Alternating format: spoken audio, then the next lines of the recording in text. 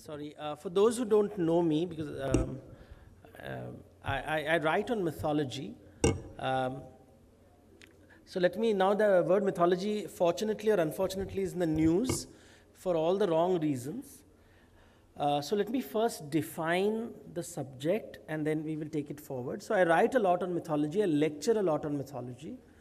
So mythology is the study of stories, symbols, and rituals that communicate a subjective truth of a people. So that's the definition of the word mythology. When we use the word mythology, most people are stuck in a 1950s definition of mythology, which is outdated and nobody uses it in academia anymore. But we are stuck with that definition because our curriculum and our schools have not updated themselves. The fundamental word to remember over here is subjective. So every culture has a very subjective approach to its own identity, to its own values, to its own thoughts. So what we will do is, the question before us is to look at the concept of hierarchies today. And the reason we put this together is because we are talking about an unequal society. So the moment we use the word unequal, it presupposes a kind of hierarchy. So I'll just spend a couple of minutes exploring the idea of hierarchy as it has been presented in Indian thought. So that's what you will see. My whole talk is trying to explain the concept of hierarchy. I'm not in the power sector, so let me clarify that if you ask me questions in the power sector, I'll not be able to answer. Any question on mythology, I'll be able to answer, right? So you see, hierarchies exist everywhere. So let me give you a very different place where hierarchy exists. For example, here, the Padma Awards of India. You can see there's a hierarchy over there. There is Padma Shri, Padma Bhushan, Padma Vibhushan, Bharat Ratna. Now, why were the Padma Awards instituted? To recognize people who have done great work in their respective fields. But who decides whether an expert in microbiology should get Padma Shri and an expert in sport should get Bharat Ratna?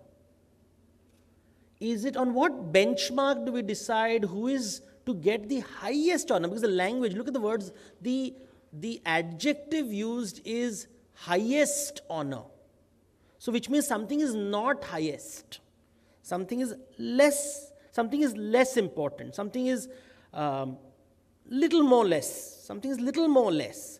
So I remember this very famous musician who got very upset when he got a Padma Shri because his junior was getting a Padma Bhushan.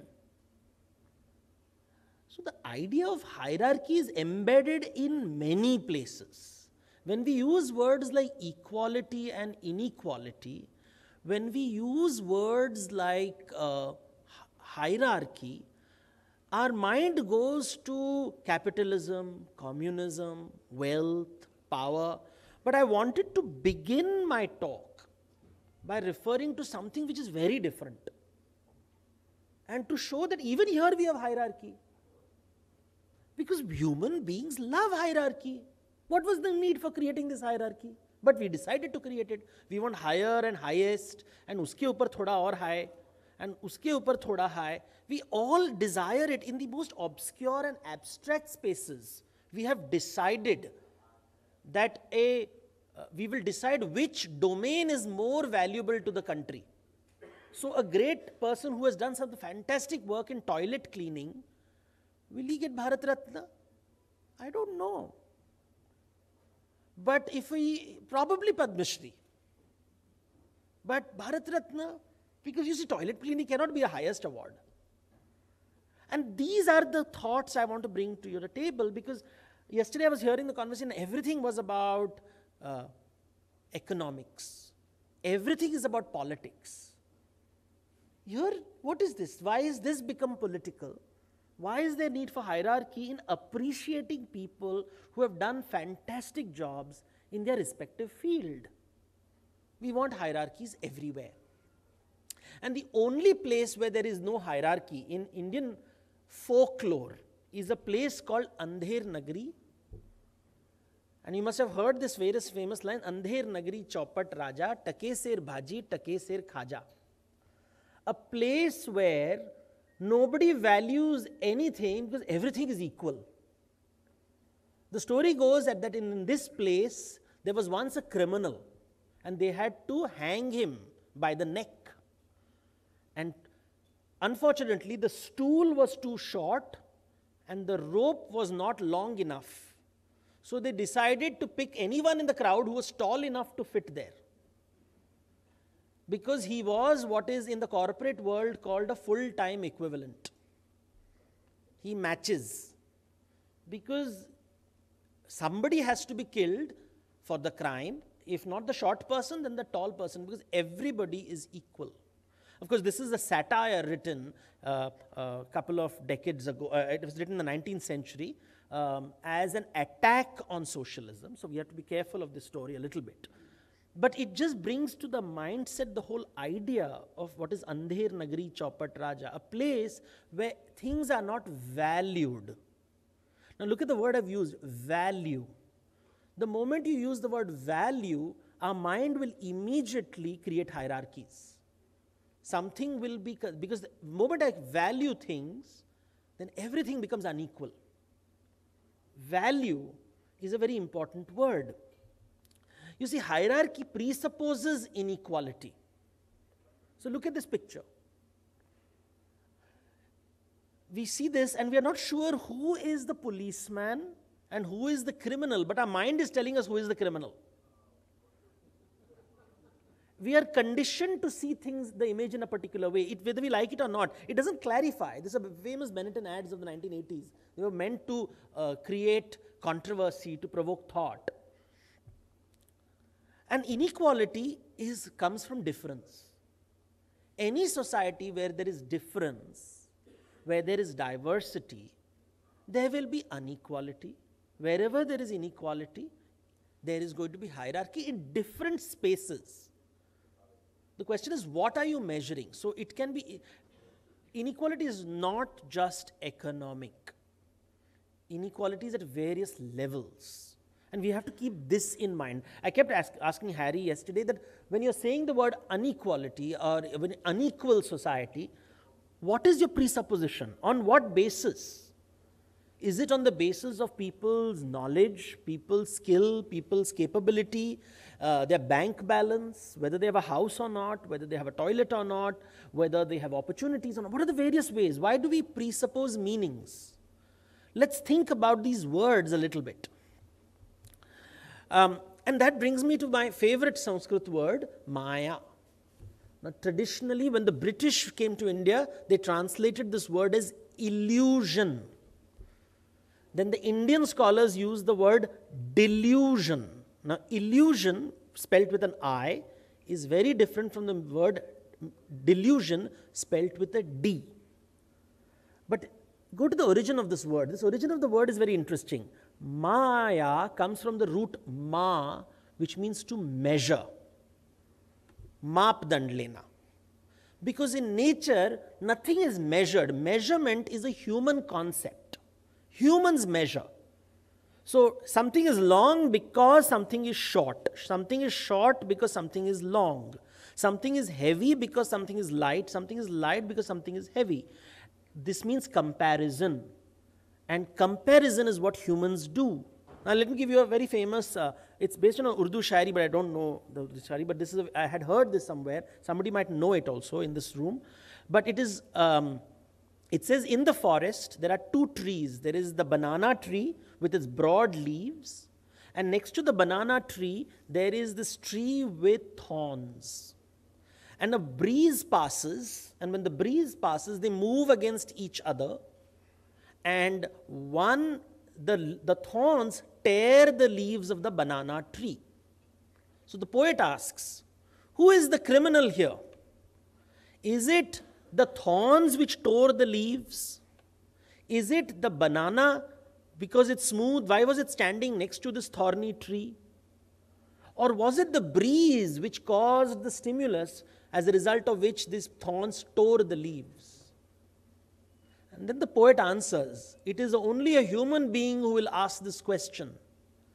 Because human beings continuously are seeking heroes, villains, and victims. There are no heroes, villains, and victims in nature. You will not say that the thorn is a have because it has a thorn, and a banana is a have-not because it doesn't have a thorn. We will not say the banana tree is a have because it has broad leaves, and the berry tree is a have-not because it doesn't have a particular attribute.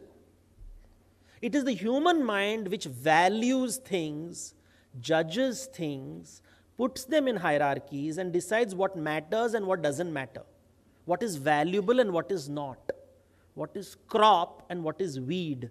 Ye acha hai, ye bura hai, ye sahi hai, ye galat hai. This judgment, the moment you judge, which means there's a measurement in your head of what is appropriate, and this measurement is Maya. That's the root of the word Maya. You can't live without it, but it is also delusion. So sab Maya hai. Everything is measurable. The world of measurement, the world of judgment, the world of hierarchy we live in. And therefore, jahan Maya hai, wahan varna vyavastha hai. Maya ko nikal do, and what will you get? Andher Nagari Chaupat Raja. And this is explained in mythology using the idea of Shiva. The story goes that once Ravan comes to Shiva, the great hermit on top of Mount Kailas, and Ravan says and sings a beautiful song, and Shiva is very happy, and he says, Jo chahiye le lo, whatever you want to take. And Ravan says, I want your wife to be my wife. He's always interested in other people's wives. And Shiva says, take her. And everybody is horrified. What do you mean? How can he do that?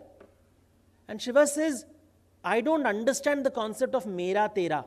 मुझे समझ में नहीं आता है क्या है ये मापदंड. ये मेरा है, ये मेरा नहीं है. If you can take her, it's her decision. She is not my property to be given away. He thinks it's my property to be given away. उसका मापदंड अलग है. He believes there is ownership and lack of ownership. He believes I am a have who possesses something, and he's a have not who doesn't possess something. मुझे समझ में नहीं आता है ये क्या बात कर रहा है. मैं बैरागी हूँ. मैं माया में नहीं जाता. I don't believe in this world of measurement. These are high philosophical concepts that are not part of our education system. We are not taught this. We are not taught that in nature there is always hierarchy. प्रकृति में हमेशा वर्ण व्यवस्था होता है.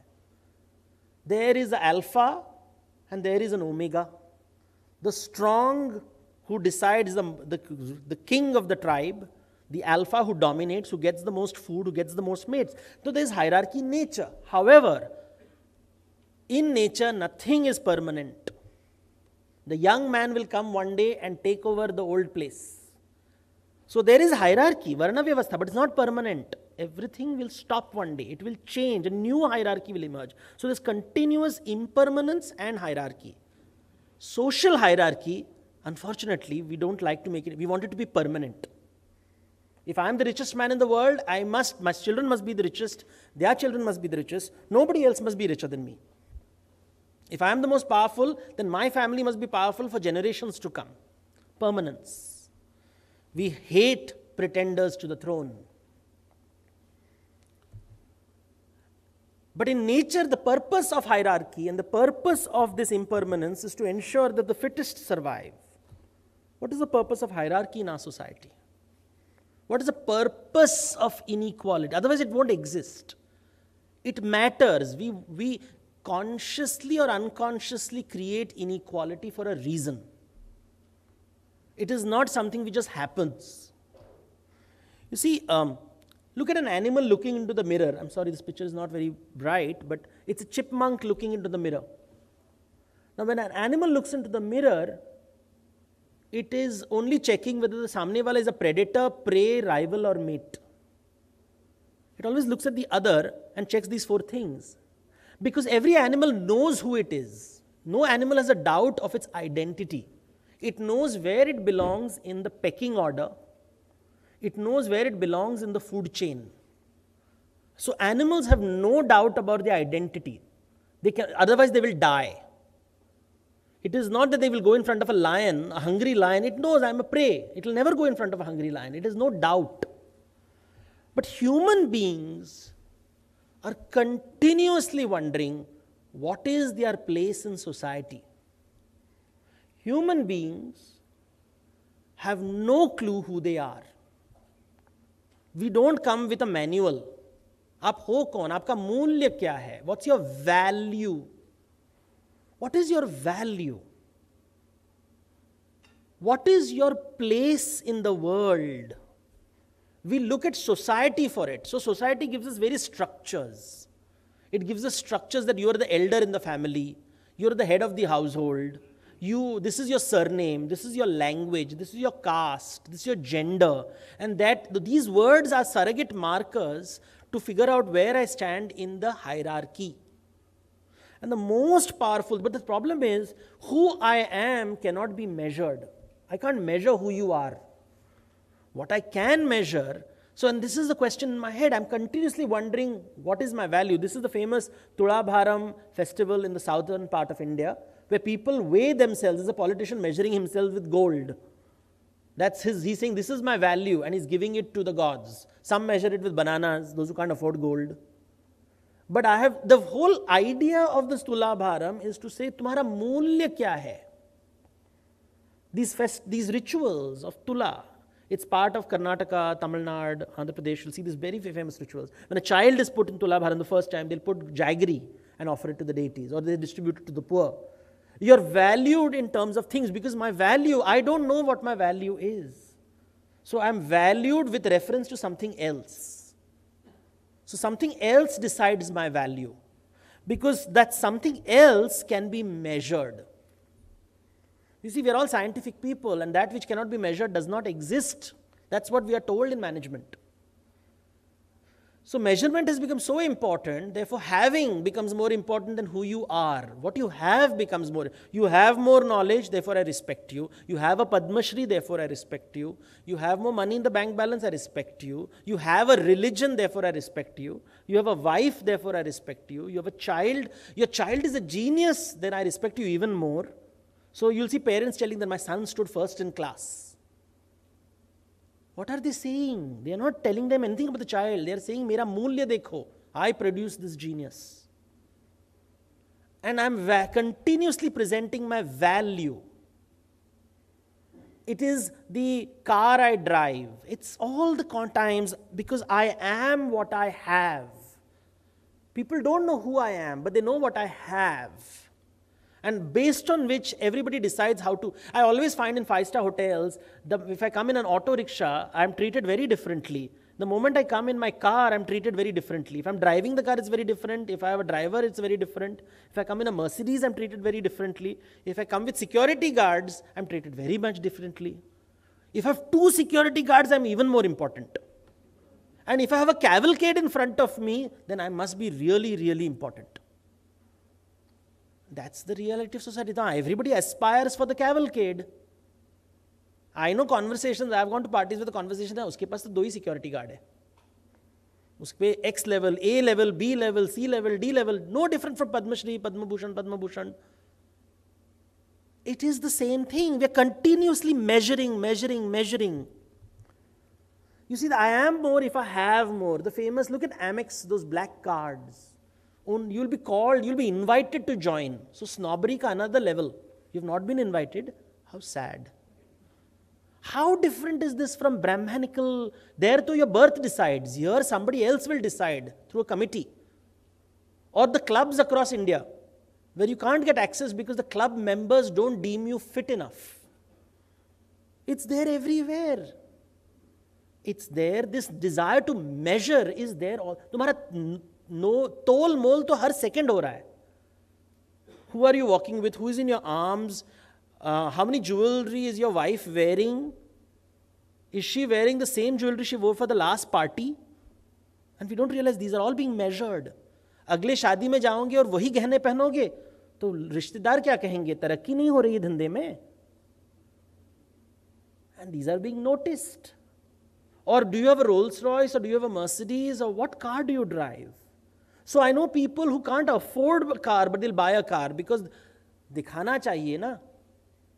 Dikhawa is important because people don't see who I am, they only see what I have. I remember this very interesting case in my previous, I was consulting a firm, and a gentleman was given a fabulous salary to move from New York to, he was an NRI, he was being told to move from New York to Bombay. He was paid a fabulous salary, almost 2.5 times his. And then the next day, he was so excited. The next day, he came back and he said, sorry, sir, I will not accept your offer. They said, why? He said, no, you see, my wife told me very categorically, she married me because I had a green card. She doesn't want to come back to India. So she didn't marry me, she married my green card. Imagine what the man went through that night when he heard this. In very clear terms, उसका मूल्य बताया गया उसको. ये बोला नहीं जाता, ये सजेशन होता है, लेकिन 24/7 चलता है. इसी को कहते हैं माया है. बट माया में ही जीते हैं. Whether you like it or not, all those orange-robed pandits also follow that. They have different designations. You go to Kumbh Mela, they'll say, कहाँ पे तुम्हारा अखाड़ा कहाँ पे होगा? जमीन किस नदी गंगा जी के कितने दूर होगा, उससे तुम्हारा हायरार्की पता चलता है. Every mutt, every matadipati, every guru I met, it is very clear, the guru chela, the hierarchies are established. There is no such thing as a hierarchy-less spiritual space. It is there, everywhere. You see, because when you have more, you are the object of envy. अच्छा लगता है. When others are envious of what I have, it feels good. I have a 6-pack ab, I will show it to everybody with a pot belly. अच्छा लगता है. I have a head full of hair, I'll show it to everyone who is ganja. I will show everything that I have. It feels good. It starts at childhood. This is natural, this is not taught. ये तो माया है, लेकिन अब बच्चे को समझाओ.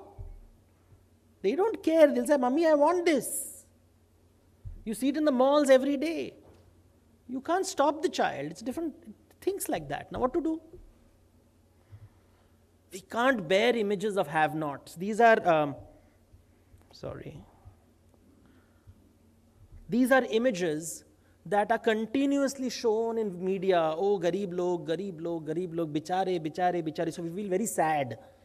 But at the same time, the media will say that, we glamorize robotics.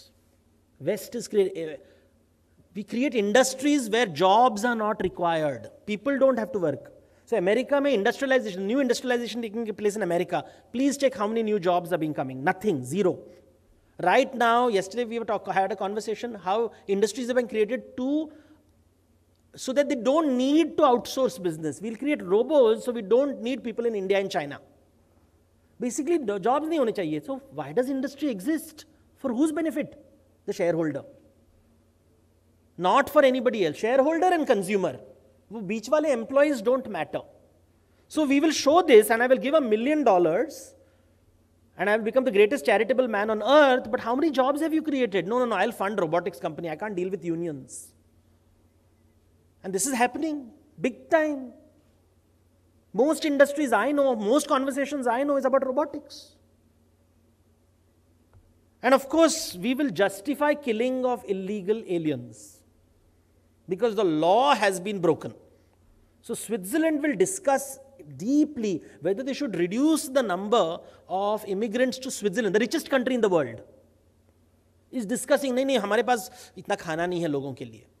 I'm sorry, I really feel bad for these people, but मेरे घर नहीं आ सकते. By law and by convention, by human rights, I'll find from 20 codes of conduct to justify shooting them down. And that's the reality we live in. It's nothing to do with India, it is global. कहीं पे अंधेर नगरी नहीं दिखाई देगी. सब जगह hierarchy मिलेगा. And therefore inequality will be there as long as we enjoy this feeling. Thank you.